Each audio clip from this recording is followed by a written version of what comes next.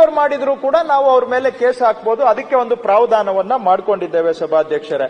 ಇನ್ನ ಕೆಲವು ಸಣ್ಣ ಪುಟ್ಟ IPC ಇದ್ದಿದ್ದನ್ನ ಈಗ BNSS ಬಂದಿದೆ, ಅದನ್ನ ಇಲ್ಲಿ ನಾವು ಉಲ್ಲೇಖ ಮಾಡುವಂತಹದ್ದು ತೆಗೆದುಕೊಂಡು ಬಂದಿದ್ದೇವೆ. ಇನ್ನೊಂದು ಸೆಕ್ಷನ್ 25ರಲ್ಲಿ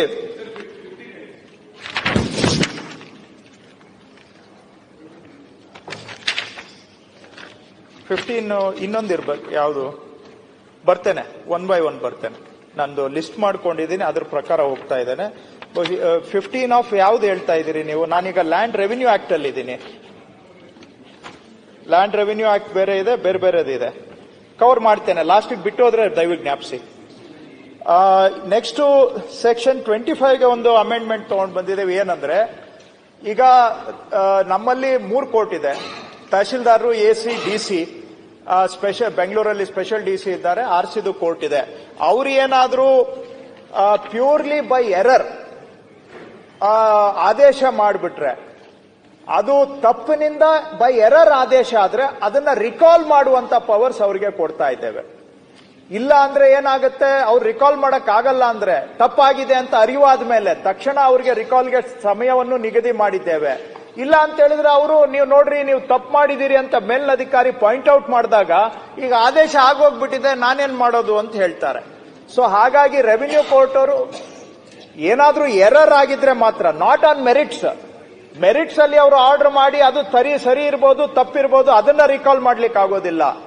ಯಾವುದೋ ಇವರು ಕಣ್ತಪ್ಪಿನಿಂದ ಬೈ ಎರರ್ ಆದೇಶ ಮಾಡಿದ್ದನ್ನ ರಿಕಾಲ್ ಮಾಡಿ ಅದನ್ನ ಸರಿಪಡಿಸುವಂತಹದ್ದು.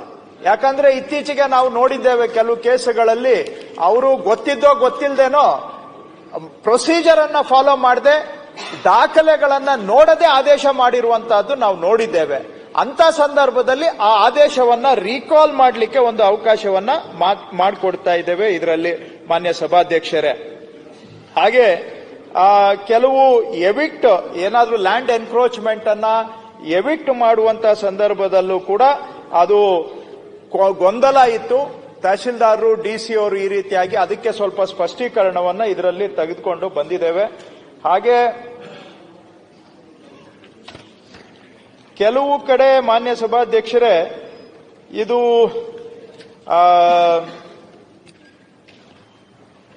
ಇನ್ನೂ ಕೆಲವು ಪ್ರಿವಿಲೇಜಸ್ ಬಗ್ಗೆನೂ ಕೂಡ, ಇದು ಒಂದು ಪ್ರಿವಿಲೇಜಸ್ ಯಾವ ರೀತಿ ಆಗಿದೆ ತಮಗೆ ಗೊತ್ತು, ತಮ್ಮಲ್ಲಿ ಎಲ್ಲ ಪ್ರಿವಿಲೇಜಸ್ ಆ ಭಾಗದಲ್ಲಿ ಇದೆ. ಪ್ರಿವಿಲೇಜ್ ಯಾರಿಗೆ ಲಭ್ಯ? ಆ ಕುಮ್ಕಿ ಬಾಣೆ ಜಮೀನಿಗೆ ಪಕ್ಕದಲ್ಲಿ ಹೊಂದ್ಕೊಂಡಿರೋರಿಗೆ ಪ್ರಿವಿಲೇಜ್ ಕೊಡಬಹುದು. ಇದು ಮೂಲ ಕಾನೂನಲ್ಲೇ ಇದೆ. ಆದ್ರೆ ಅವ್ರ ಜಮೀನ್ ಇರೋದು ಎಲ್ಲೋ, ಇಲ್ಲಿ ಬಂದು ಇಲ್ಲಿ ಪ್ರಿವಿಲೇಜ್ ಇದೆ ನಮ್ದು ಅಂತ ಎಲ್ಲ ಕ್ಲೇಮ್ ಮಾಡಿರುವಂತಹ ನಿದರ್ಶನಗಳನ್ನ ನಾವು ನೋಡಿದ್ದೇವೆ. ಹಾಗಾಗಿ ಪ್ರಿವಿಲೇಜ್ ಯಾರಿಗೆ ಲಭ್ಯ?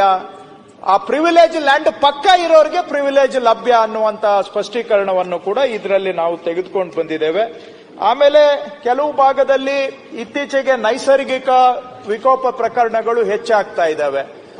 ನೀರಾಗಬಹುದು, ಅಥವಾ ಕೆರೆ ವಾಟರ್ ಬಾಡಿ ಆಗಬಹುದು, ಅಥವಾ ನಾವು ಬೆಟ್ಟ ಪ್ರದೇಶಗಳಲ್ಲಿ ಹಿಂದೆ ಇದ್ದಂತ ಜಮೀನು ನಾನಾ ಸ್ವಾಭಾವಿಕ ಕಾರಣಗಳಿಂದ ವಿರೂಪ ಆಗ್ತಾ ಇದೆ.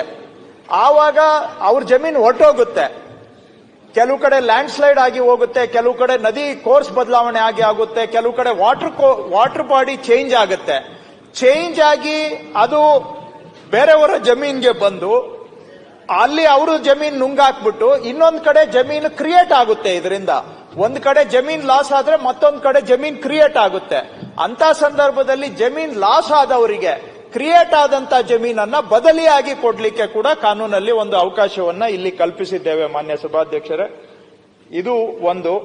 ಆಮೇಲೆ ಇನ್ನ ಕೆಲವು ಸುಮಾರು ಸಣ್ಣ ಪುಟ್ಟ ಇದರಲ್ಲಿ ತಿದ್ದುಪಡಿಗಳು ಕೂಡ ಇದ್ದಾವೆ. ಆಮೇಲೆ ಈ ಭೂಮಿಯನ್ನ ಅತಿಕ್ರಮಣ ಮಾಡಿದಂತವರಿಗೆ ಯಾವುದೋ ಕಾಲದಲ್ಲಿ 5,000 ರೂಪಾಯಿ ಈ ರೀತಿಯಾಗಿ ಫೈನ್ ನಿಗದಿ ಆಗಿತ್ತು. ಅದನ್ನ ಸ್ವಲ್ಪ, ಅದು ಈಗಲೂ ನಾಮಿನಲ್ಲೇ ಇದೆ, 5,000 ಇರೋದು 10,000 ಹೀಗೆ ಅದನ್ನ ಹೆಚ್ಚಳ ಮಾಡಿದ್ದೇವೆ ಮಾನ್ಯ ಸಭಾಧ್ಯಕ್ಷರೇ.